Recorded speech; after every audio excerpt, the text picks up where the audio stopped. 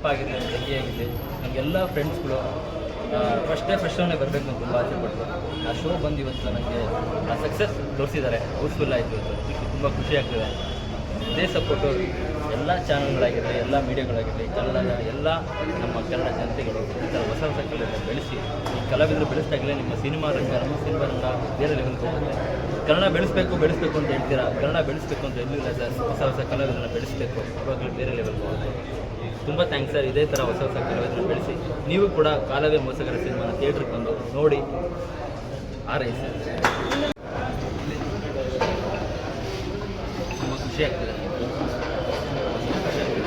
ನಿಜಕ್ಕೂ ಎಷ್ಟು ವರ್ಷದ ಕಷ್ಟಪಟ್ಟಿದ್ದೀನಿ ಇದೆಲ್ಲ ನೋಡಿ, ಎಷ್ಟು ಇಷ್ಟ ಇವರೆಲ್ಲ ಒಂದು ಸಪೋರ್ಟ್ ಮಾಡ್ತಾರೆ.